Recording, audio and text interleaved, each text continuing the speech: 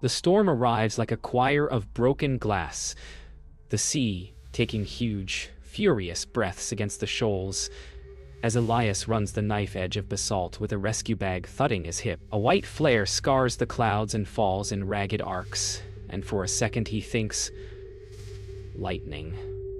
Until it screams in a pitch his bones remember from losing someone. He finds her half in surf, half in kelp, feathers slicked like oil-struck reeds, a wing bent wrong.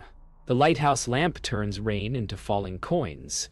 He moves on ritual, check airway, check breath, count beats, wrap heat. She watches his hands as if they're radiance. When he fits the splint, she mimics his inhale, desperate, disciplined. The ocean keeps trying to take her back. He keeps saying, "Stay," without words. Somewhere beneath, the seabed hums a note that threads his ribs. Her pupils widen at that sound, and his name arrives in his mouth before either of them earns it. In the quiet between thunder, he builds a bridge from the simple tools of being human. He sketches a wing on a paper towel, arrows and angles. The hinge where pain lives, she answers with a tone that nudges the air, mapping sinew, and fracture in resonance. He draws a lighthouse, a stick figure, a heart like a lopsided pebble. She sings back a sky wider than weather, streaked with trails of kin stars and a salt taste like grief. Words are slower than bleeding, so they trade images, breath, and patience.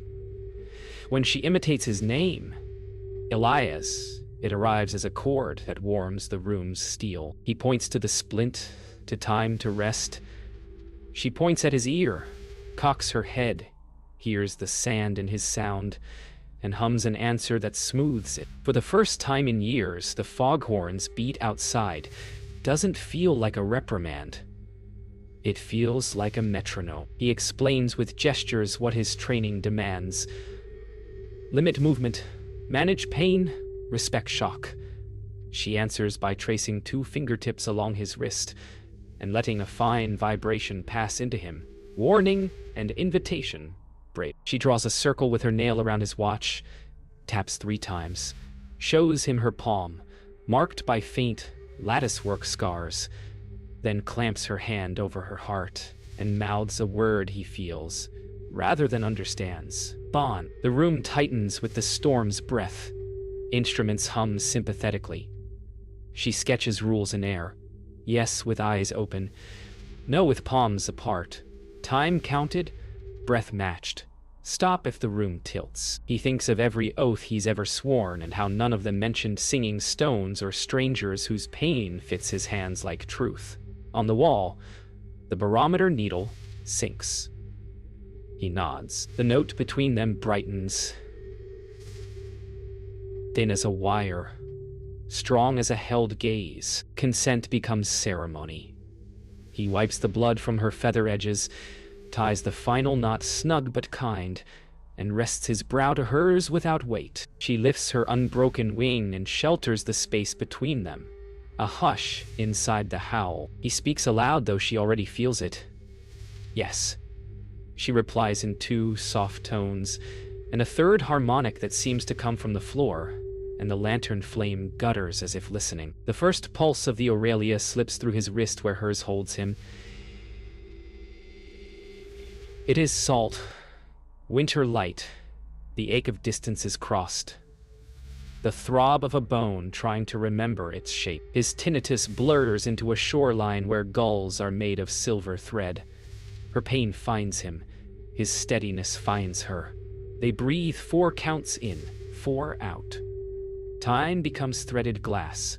The storm leans its ear to the window. Somewhere beneath, the sea holds its note and waits. The bond opens like a door he didn't know his chest contained, air rushing past him into a sky that is not weather, but memory. Cloud rivers boiling across a violet stratosphere, constellations braided into flight lanes, the taste of iron joy. When wind catches hollow bones, just right. Pain follows, clean, instructive. His arm mirrors her wings break, His shoulder burns, but it slots into place with the precision of a well-set bone. He shows her a different atlas. A ward lit by dawn, a hand slipping from his, the ringing that never stopped, the way he learned to count without hope and keep moving. She accepts it without pity, reorganizing the sound into something bearable. The clinic's clock ticks an extra beat. The lantern steadies. The sea's deep chord swells and threads their breaths together. On the fourth cycle, everything goes white, then silver, then exquisitely, perilously quiet. Morning washes the clinic in pewter calm, but the bond keeps humming like an afterstorm wire. Elias wakes to wings that aren't there, muscles firing in patterns he's never owned. Every breath wants a higher ribcage. Seraphine studies him, then lowers her throat to his ear and hums a tone that combs his tinnitus into fine sand sliding down a glass spiral. He laughs once, startled at the mercy of silence, and then staggers when the phantom primaries twitch at the edge of his spine. They map sensations with chalk on the floor.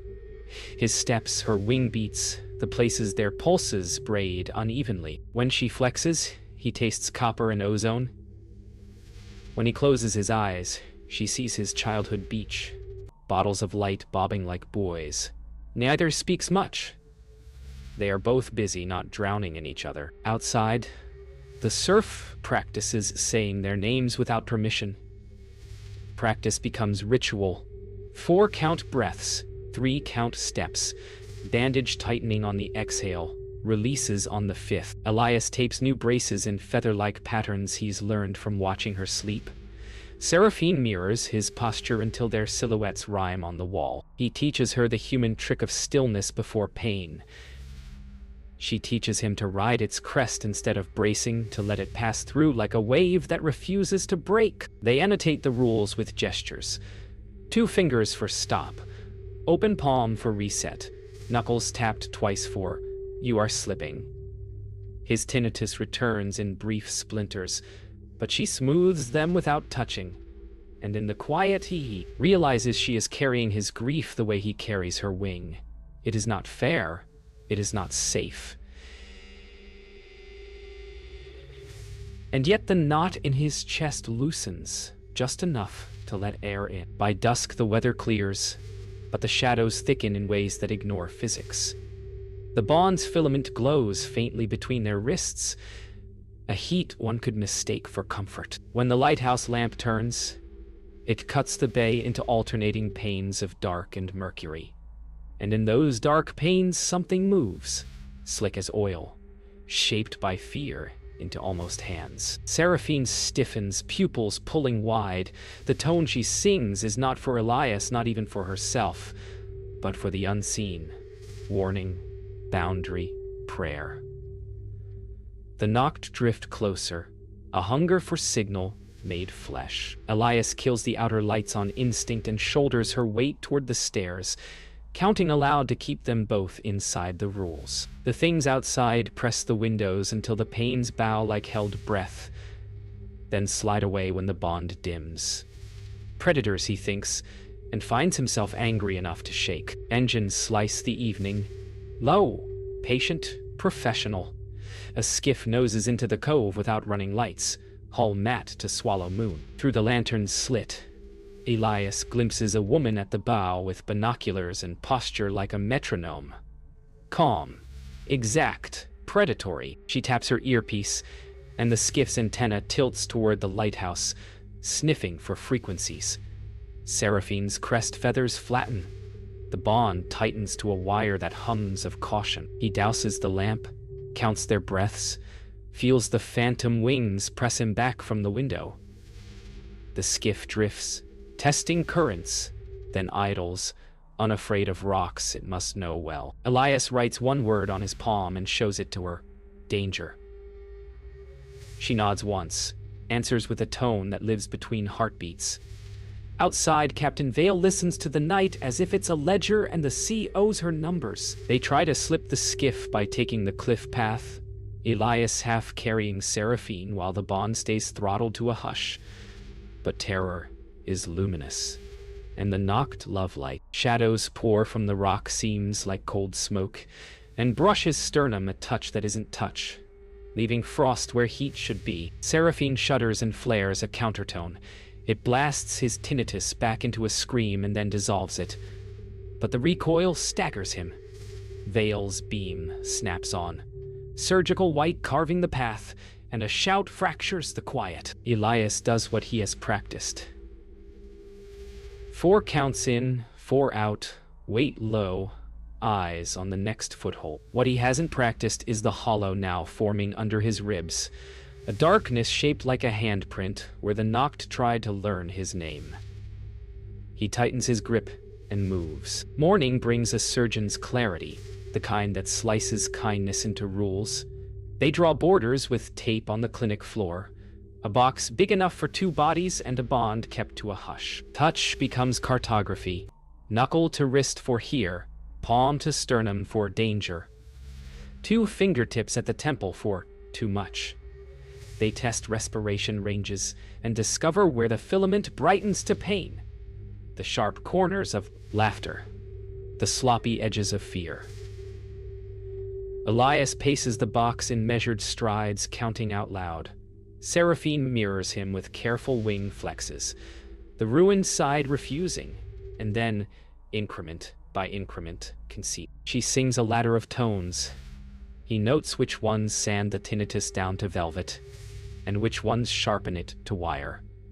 Between them, a metronome of breath keeps time against the surf. Outside, gulls write chaotic calligraphy.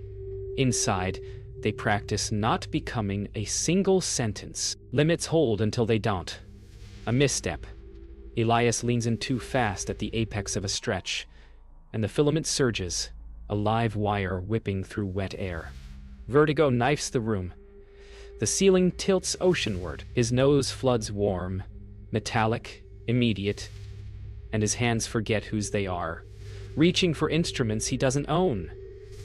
Seraphine clamps her palms to his temples, voice tunneling into a tone like a handrail on a heaving deck. He hears someone crying and realizes it is the part of him that still believes in safeties. The cot bites his calves as he folds. Monitors spit a rhythmic graffiti. He rides her count. 4, down, hold, 4, up, until the world buckles less. When his vision narrows to a keyhole, he sees her wings shiver in apology, and something in him answers with a human word. He's never meant more. Stay, the bond obeys, dimming to an ember that hurts to look away from. When the room steadies, Seraphine shows him the scars woven under her skin, faint lattice work like frost that never melts. She gestures to his chest where the knocked left its cold brand, and then to her own sternum, tapping a rhythm that resolves in a word he does not know until its meaning arrives inside him.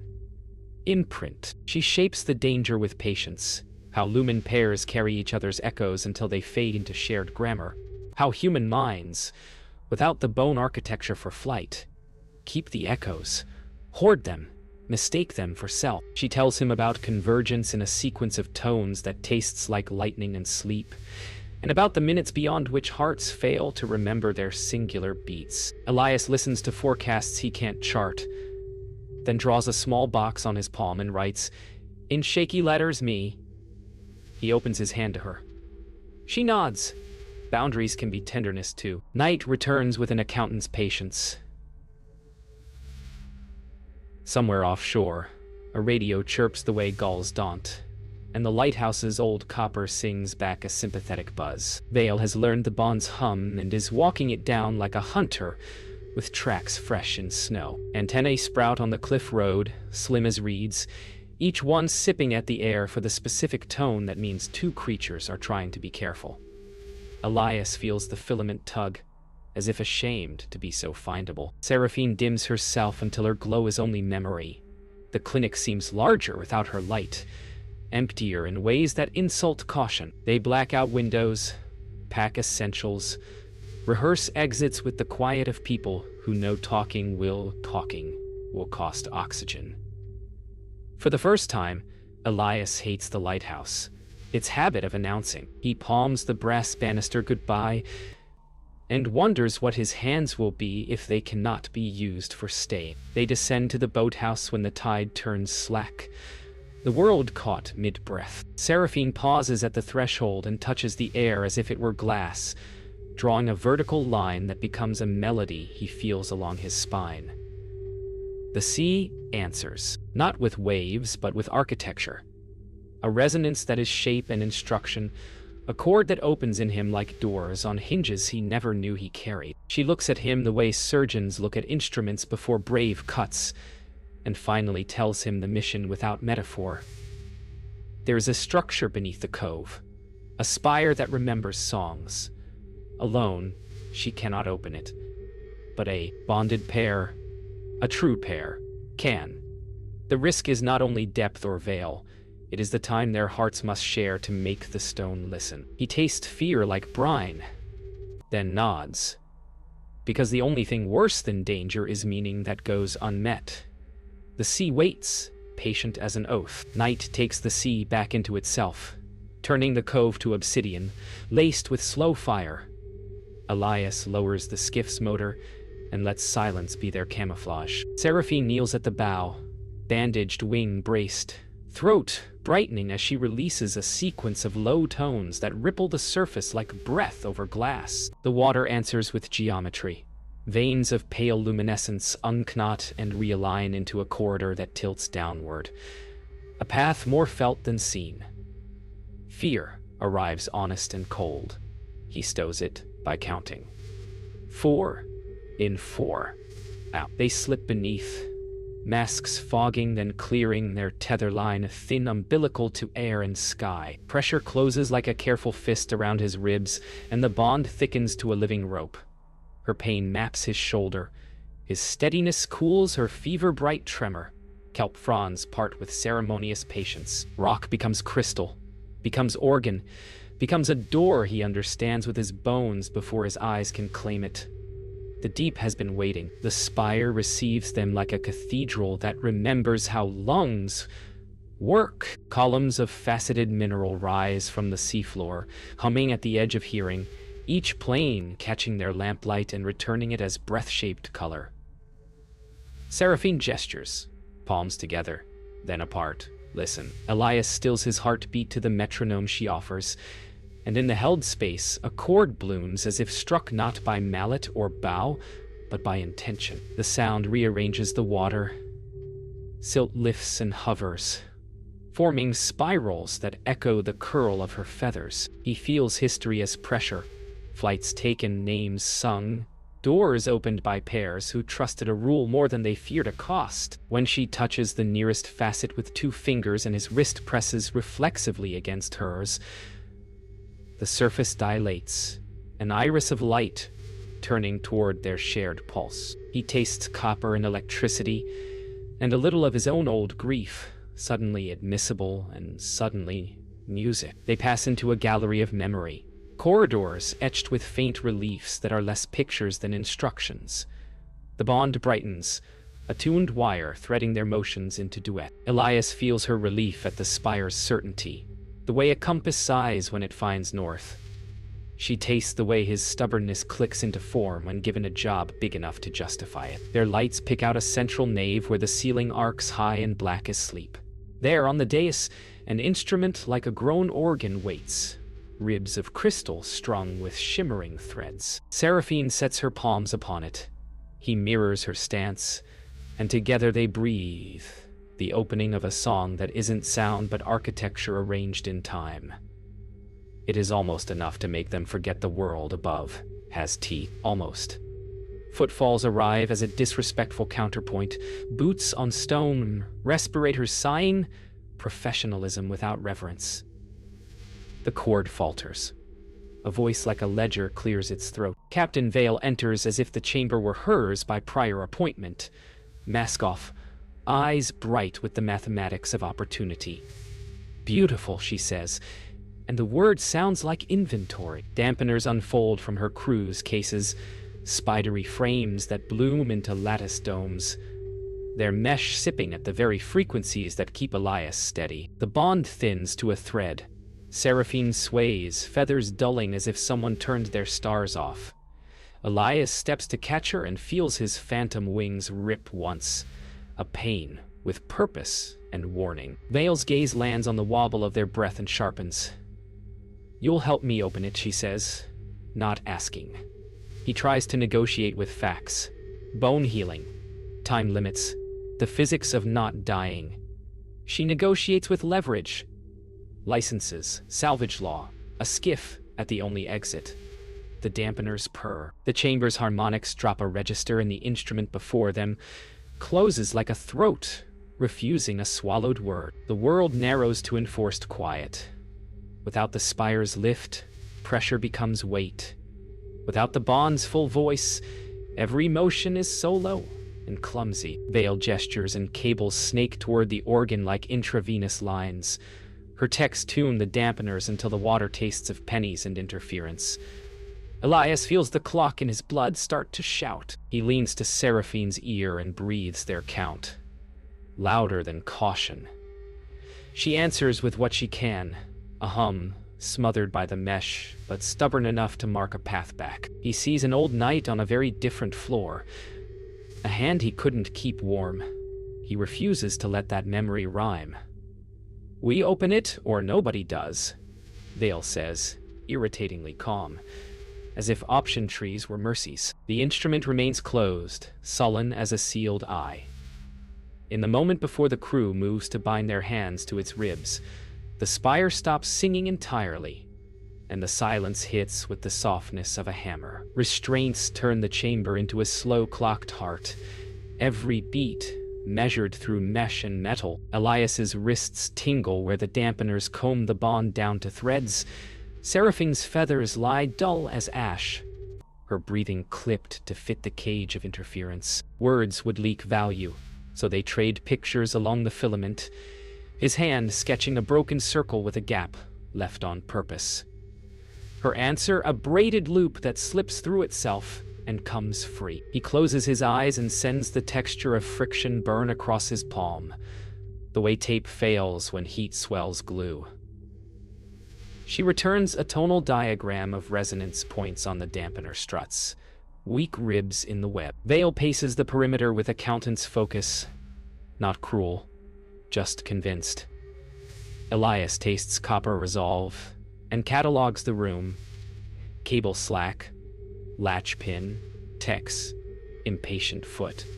They breathe together to hide the ramping of his pulse. The plan is simple, ugly, human. Hurt himself loud enough to break the cage. He begins with breath the way all his salvations start. 4 in, hold, 4 out. Then he kicks the metronome into a sprint. The bond thickens as he drags it against the mesh like a wire drawn over a file. Pain arrives fast and clean, an instrument tuned for ruin. He leans into it, inviting the tinnitus to bloom into a siren that the dampeners must taste to trap. Seraphine tries to shroud him, but he shakes his head once and pushes the memory of breaking waves into her. "Right, don't brace." The lattice spits sparks where resonance finds it. The tech curses, dials down, then up, chasing a noise that won't obey. Elias presses wrists forward until skin screams and the first blister bursts. Heat floods the tape, glue softens, and with a twist that steals his breath, he's half free. Vale turns, sharp with admiration she doesn't have time to disguise. "Don't," she warns, already moving. He smiles with the kind of teeth grief gives you, and yanks the cable from the nearest frame. The chamber convulses in harmonics as the severed cable whips free. Water shudders, crystal ribs wake, and the organ inhales like a drowning thing remembering air. Seraphine tears her own restraints with a wing beat that should be impossible, bone grinding, tendons pleading, and reaches him just as a tech's baton arcs down. She takes the strike along her good wing to shield his skull. The crack is small, obscene, final. Elias feels it in stereo. Her pain and the ghost of it given to his shoulder. Then he moves without asking his body's permission. They fall into choreography practiced in whispers.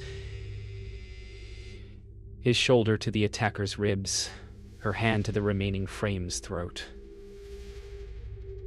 The spire answers their duet with a rising chord that sucks strength from the dampeners. Vale is quick, professional, furious. She signals retreat to choke points, then throws a shock grenade that blooms silver white.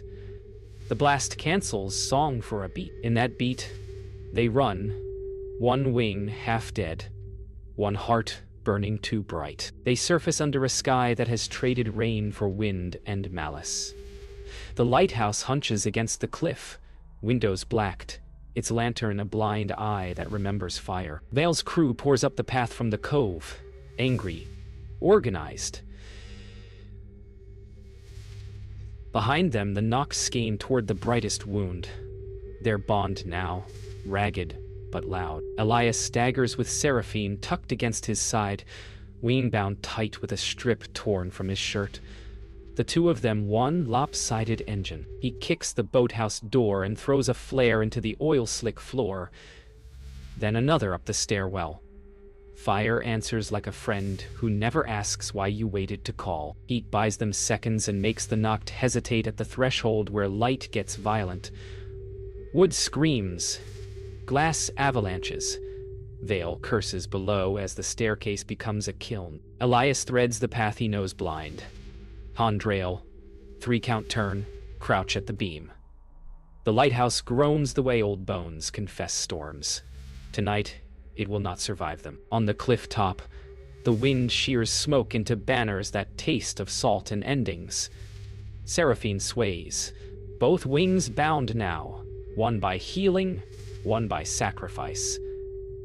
And the bond judders like a failing engine. The knocked mass at the edge of heat, patient carrion made of appetite and math. Elias feels the hollow on his sternum deepen. A negative left by their touch, widening into a promise. Keep shining, and we will finish you. He looks at her and sees futures laid like cards. Run and be hunted. Hide and be found.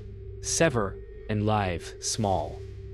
The knife in his palm is for rope, for bandage, for mercy. He could cut the filament, turn their duet back into solo, save what's left of both by amputating them more than. If I break it, he says, voice raw, you'll fly without the drag.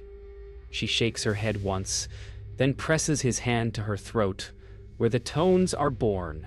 Her answer is a thin, stubborn hum that means not yet. He pockets the knife and chooses the hardest way to keep. The storm crests like a cathedral collapsing in slow motion, wind turning rain into wires that saw at skin and sound. The Noct arrive not as shapes but as consequences, sluicing from cloud bellies and cliff seams toward the brightest wound they can taste. Their bond, ragged and brave. Elias plants his feet at the cliff lip and feels phantom primaries brace against the gale. Seraphine tilts her throat to the wind and sings a thin spine of tone that keeps the predators inches back, the way fire keeps wolves honest. Below, the cove boils with white water. Above, the aurora rips a green gash in the dark that seems to look down and decide. He counts 4 in 4 out, then adds a 5th he knows he shouldn't need. The Noct flex as if they've heard Desire's frequency and approved. It's us or the spire, he thinks without saying. Because the storm already knows, and so does she. Together they turn toward the path that goes under. Vale waits inside the spire with the calm of a surgeon convinced the patient belongs to her. Dampener towers have multiplied like bad ideas. Cables vein the floor, toward a case whose lid sits open on reverence. Inside, a compact array tuned to taste the bond and shout it skyward. Call the song, she says, soft triumph in the corners of her mouth. The device wakes in layered hums, the chamber's harmonics shear. The Noct turn their blind heads as if the room grew a sun. Elias and Seraphine step into interference that feels like hot hail. The bond thins, then congeals stubborn metal, refusing to be filed away. You're going to weaponize a lullaby, Elias says, and the words fall heavy as tools on wet stone. Vale's answer is a shrug that absolves no one. Seraphine touches his wrist, 3 taps, time, limit, and he understands the only countermeasure left is the one they swore to fear. The organ waits like a locked pulse. Choice becomes physics. They align palms over the organ's central rib. Breath braids. World narrows. Convergence begins like drowning, taught by a lover. Gentle, then absolute. Elias feels bones remember hollowness. Lungs learn a second rhythm. Heartbeats argue, then elect to agree. Memory ceases to be owned. It becomes a place with 2 front doors and no locks. She rides his grief as lift. He rides her pain as map. Together they press the chord the spire was waiting for, a tone that tastes of salt and lightning in first mornings. Time is allowed 6 minutes. Beyond it, the human engine seizes. They set a clock without speaking and spend their first minute getting larger than fear. Vale flinches as instruments misbehave, then steadies, greed reasserting posture. The knocked pour inward, ravenous to eat the brightest frequency. Elias wants to flinch from their appetite. Seraphine steadies his gaze until hunger becomes a problem music could solve. Minute 2 to 5 unspool as battle scored for 1 mind in 2 bodies. They fly without leaving the floor, vectoring pressure, bending harmonics, making the chamber a throat that chooses its words. Knocked lunge. The duet modulates, turning hunger into misstep. Misstep into dispersal. Each predator collapses when the cord robs it of a shape to wear. Vale tries to lash the song to her array. The signal bites her hand instead, leaving frost where ambition was warm. Seraphine's broken wing remembers sky enough to forget limitation. Elias's phantom primaries become instruction rather than ache, sweeping arcs that torque the spire's ribs open like gills. Water learns to be air. Light learns to be rope. Together they throw a net of tone that cinches the knocked and wrings them into harmless cold. The array screams, then dies.